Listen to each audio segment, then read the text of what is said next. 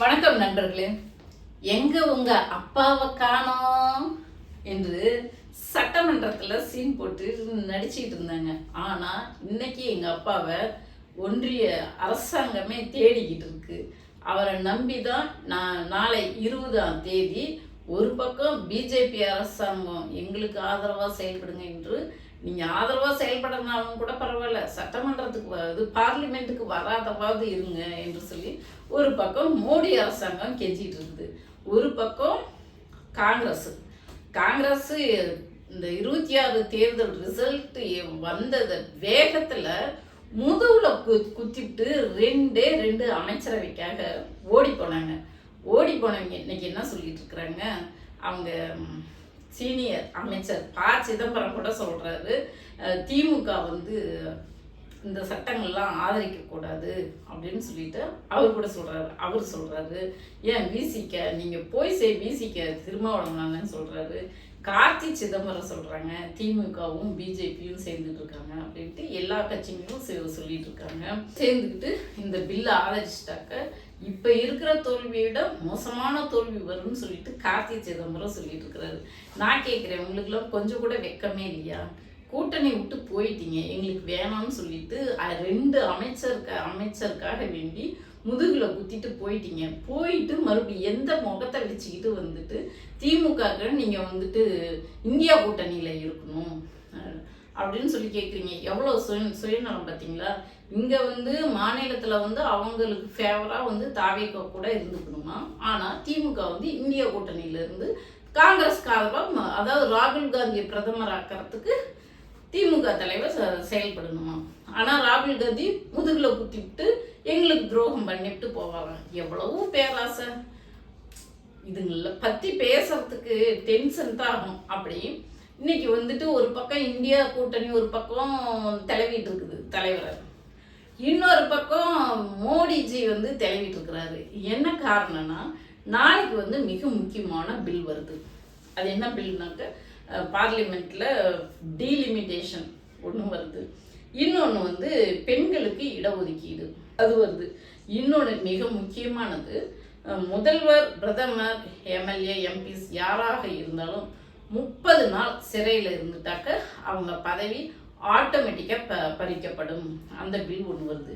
இந்த சட்டம் மட்டும் நிறைவேறிட்டாக்க, ஏன் முதல்வர் ஜோசப் விஜய்க்கு தான் முதல் ஆப்பு வருது. இதுக்கு திமுக சம்மதிச்சு இவங்க பிஜேபியோட ஒத்துழைச்சு போயிட்டாக்க திமுகவுக்கு அமைச்சரவை கேபினட்லேயே இடம் கிடைச்சிரும். ரெண்டாவது ஆட்சியும் கலைச்சிட்டு உடனே திமுக ஃபேவராக தேர்தலும் வந்துடும் அப்படின்னு சொல்லித்தான் ஆசையை கட்டிட்டு இருக்கிறாங்க பிஜேபி. திமுக மட்டும் திமுகவுக்கு தெரியாதா என்ன? ஆனாலும் இங்க இருக்கிற இந்த அரசியல் கட்சிகளும் அதை தான் சொல்லிட்டு இருக்கிறாங்க, திமுக இது ஒரு நாளும் செஞ்சிடக்கூடாது அப்படின்னு சொல்லிட்டு இருக்கிறாங்க. ஆனாலும் திமுக நேற்று லண்டன்ல இருந்து அமைச்சரவையில் இந்த பில் வரும்போது திமுகவோட எம்பிக்கள் எப்படி செயல்படணும்னு லண்டன்ல இருந்து பேசி ஆலோசனை வழங்கியிருக்காரு. ஆனால் இதனால பாதிக்கப்படுகிற ஜோசப் விஜய் இது வரைக்கும் ஒரு வார்த்தை கூட பேசல. அதே போல இந்த டீலிமிட்டேஷன் மட்டும் பாஸ் ஆயிட்டாக்க இனிமே எப்போதுமே ராகுல் காந்தியால பிரதமர் ஆகவே முடியாது. ஏன்னா வடநாட்டு சைடெல்லாம் எம்பி சீட் அதிகமாயிரும், தென்னாட்டு சைடெல்லாம் குறைவாயிரும். ராகுல் காந்தியால பிரதமர் ஆக வாய்ப்பே இல்லை. அப்படின்ற ஒரு சூழ்நிலையில தான் ராகுல் காந்தி டிஎம்கே இந்தியா கூட்டணியில் இணைஞ்சு செயல்படணும் அப்படின்னு சொல்லி பேசிட்டு இருக்காரு. இன்னொரு மிக முக்கியமான விஷயம், இன்னொரு தீர்மானம் என்னன்னா, ஒரே நாடு ஒரே தேர்தல். இந்த பில் பாஸ் ஆனாலும் இப்போ இருக்கிற முதலமைச்சர்கள்லாம் கலைச்சிட்டு அந்த ஒரே நாடு ஒரே தேர்தல் அப்படி தேர்தல் கொண்டுட்டு இருந்தாங்களாக்க அதில் பெருசும் பாதிக்கப்படுறது ஜோசப் விஜய் அவர்கள் தான். ஆனால் அவருக்கே ஆபத்து இருக்கும்போது அவர் இன்னும் ஒரு வார்த்தை கூட பேசவே இல்லை. நாங்கள் பேச மாட்டோம், செயலில் காட்டுவோன்ட்டு பீலை விடுற மாதிரிலாம் இல்லை, கோட்டு போட்டுட்டு வந்துட்டாரு, இட்லி சாப்பிட்டாரு எங்கண்ணே அப்படின்ட்டு ரீல்ஸ் போடுற மாதிரிலாம் இல்லை. இது அவர் பதவிக்கே ஆபத்தானது. அவரே கூட பேசிக்கல. அவரை நம்பி இந்த காங்கிரஸ் போய் உட்காந்துக்கிட்டு இன்னைக்கு ஏண்டா சேர்ந்தோம் அப்படின்னு சொல்லிட்டு வருத்தப்படக்கூடிய நிலையில இன்னைக்கு திமுகவை வந்து கெஞ்சிட்டு இருக்காங்க. ஆனா திமுக ரொம்ப தெளிவா ஒரு முடிவு எடுத்து சொல்லியிருக்காங்க. அவங்க என்ன சொல்லியிருக்காங்கனாக்க, அனைத்து கட்சி கூட்டத்துல பேசியிருக்காங்க, நீங்க இந்த டீலிமிட்டேஷன் பில் அது இன்னும் எங்களுக்கு வந்து பார்வைக்கு இன்னும் கொடுக்கவே இல்லை, அது என்ன மாதிரி வருது அப்படின்ட்டு அதனுடைய அந்த வரவு அறிக்கை பார்த்தாதான் நாங்கள் எங்களுடைய நிலைப்பாடு என்னன்னு சொல்ல முடியும் அப்படின்னு சொல்லியிருக்காங்க. நீங்கள் பெண்கள் இடஒதுக்கீடு 33% இடஒதுக்கீடு அதை நீங்கள் வந்து தனியாக வைங்க, கட்டாயம் திமுக ஆதரவு கொடுக்கும் அப்படின்னு பெண்கள் இடஒதுக்கீட்டுக்கு ஆதரவு கொடுக்குறேன்னு சொல்லிட்டாங்க.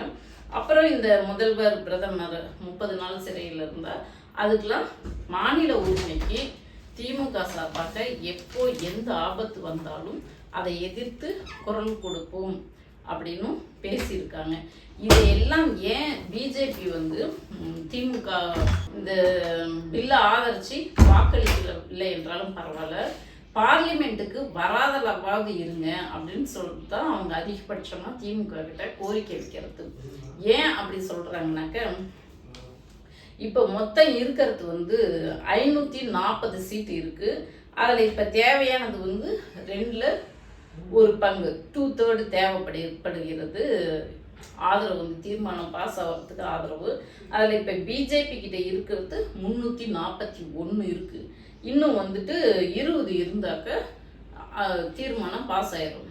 ஆனால் பிஜேபி வந்து திமுகவை நீங்கள் வரவே இல்லைனாலும் பரவாயில்ல, வராது, பார்லிமெண்ட்டுக்கு வராதிங்க அப்படின்னு சொல்கிறாங்க.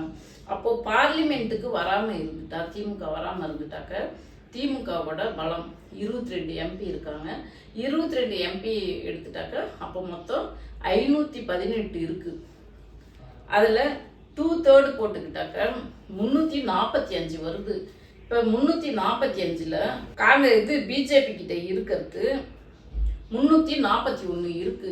இன்னும் 4 எம்பி தான் தேவைப்படுது. அவங்க நினைச்சா எத்தனை எம்பி வேணாலும் விலைக்கு வாங்கிடலாம், வரத்துக்கு தயாரா இருக்காங்க. அது நமக்கு எல்லாத்துக்குமே தெரியும். அதனால தான் பிஜேபி என்ன சொல்லுதுனாக்க, நீங்க வந்துட்டு திமுகவை பார்லிமெண்ட்டுக்கு இந்த தீர்மானம் கொண்டுட்டு வரும்போது நீங்க பார்லிமெண்ட்டுக்கு வராம இருங்க போதும் அப்படின்னு சொல்லியிருக்காங்க. ஆனா திமுக வந்து அனைத்து கட்சி கூட்டத்தில் கலந்துக்கிட்டு நாங்கள் காங்கிரஸ் இருக்கிற இடத்துல இருக்க மாட்டோம். ராகுல் காந்தி அவர்கள் வந்து சொல்லிட்டு இருக்கிறார், திமுக எங்கள் கூட இணைஞ்சு செயல்படுன்னு சொல்லிட்டு கொஞ்சம் கூட சூடு சொரணையே இல்லை. முதுகில் குத்திட்டு போனவங்க இப்படி கேட்கலாமா அப்படின்ற எண்ணம் கூட இல்லை. ஆனால் காங்கிரஸ் இருக்கிற இடத்துல நாங்கள் இருக்க மாட்டோம், மாநில உரிமைக்காக கட்டாயம் குரல் கொடுப்போம் அப்படின்னு சொல்லிட்டாங்க. அப்போது திமுக வந்து உள்ளதான் இருக்கும், பார்லிமெண்ட்டுக்குள்ளே தான் இருக்கும். இத்தனையும் கொடுத்துட்டு என்ன பண்ணுறாங்கனாக்கா, இப்போ வந்து ஜூன் 12 தண்ணீர் திறந்து விடணும், கர்நாடகா தண்ணி திறந்துருக்கணும். ஆனால் இன்னைக்கு 35 நாள் ஆகியும் தண்ணீர் திறந்து விடலை. இது வரைக்கும் இந்த அரசாங்கம், ஜோசப் விஜய் அரசாங்கம் ஏன்னு கூட ஒரு கேள்வி கேட்காம இருக்காங்க. இதனால டெல்டா மாவட்டங்கள் தான் விவசாயத்துக்கு நிலம் இல்லாமல் வறண்டு போய் கிடக்குது. இது விவசாயிகள் தான் போராடிட்டு இருக்காங்க. இப்போது அதை வச்சு இப்போது திமுக வந்து அவை ஒத்திவைப்பு நோட்டீஸ் ஒன்று கொடுத்துருக்கு.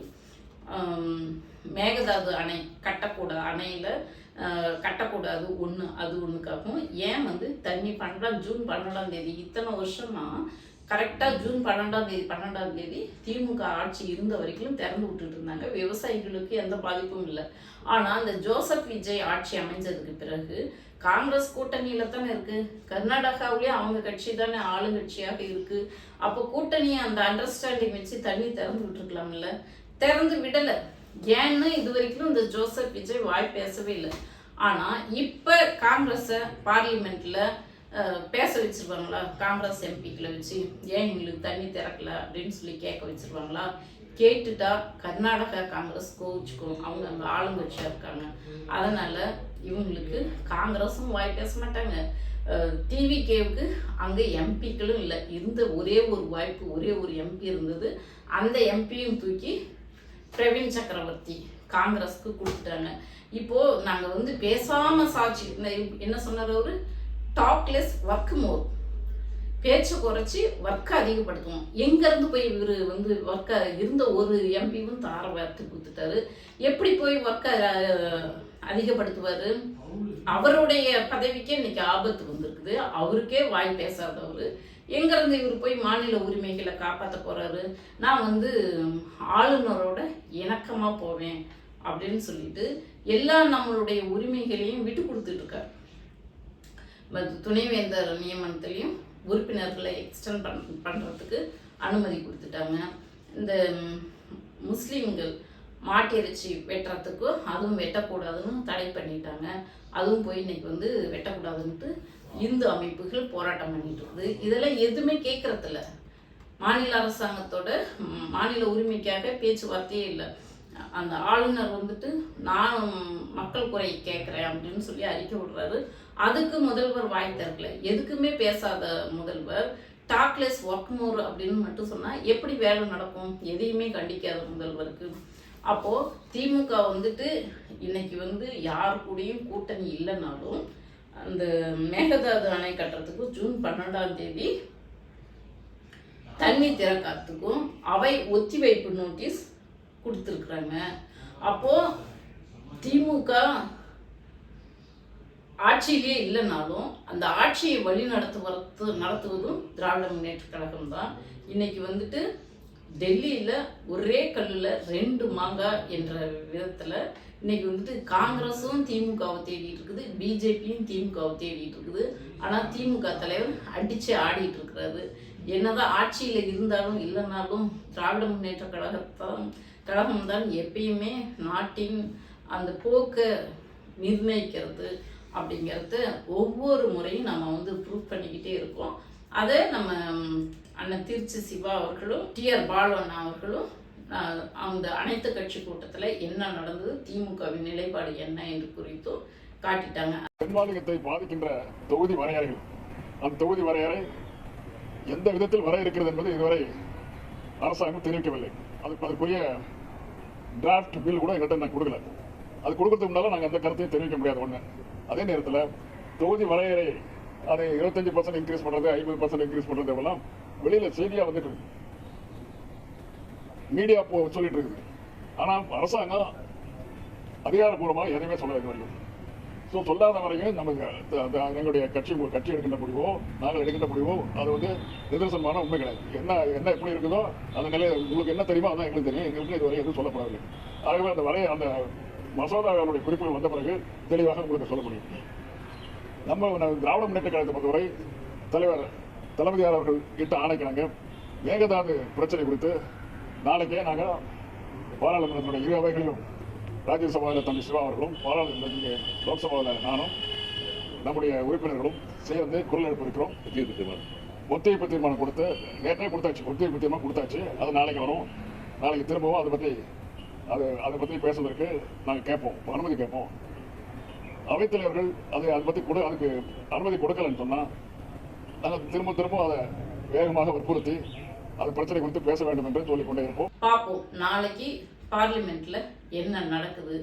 டிவிக்கு இந்த ஜோசப் விஜய் அரசாங்கம் என்ன நிலைப்பாடு எடுக்க போகுது. அவர் கண்டிப்பாக கடைசி வரைக்கும் வாய் பேச மாட்டார். அவருக்காகவும் தமிழ்நாட்டோட மாநில உரிமைக்காகவும் இன்னைக்கு காப்பாற்ற வேண்டிய பொறுப்பு திராவிட முன்னேற்ற கழகம் கையில் தான் இருக்குது. திமுக தலைவர் எங்கே உங்கள் அப்பாவை காணோம் அப்படின்னு சொன்னாருங்களே, அவரு கையில் தான் இருக்குது. இன்னைக்கு அந்த தலைவரை தான் எல்லாரும் தேடிட்டு இருக்காங்க. லண்டன்லேருந்து தலைவர் இன்னைக்கு நைட்டு வந்துட்டாரு. நாளைக்கு அடித்து ஆட போகிறார். நாளையிலேருந்து தொடர்ந்து காணொலியை பாருங்கள் நண்பர்களே. உங்களுடைய கருத்தையும் கமெண்டில் வந்து சொல்லுங்கள். நன்றி.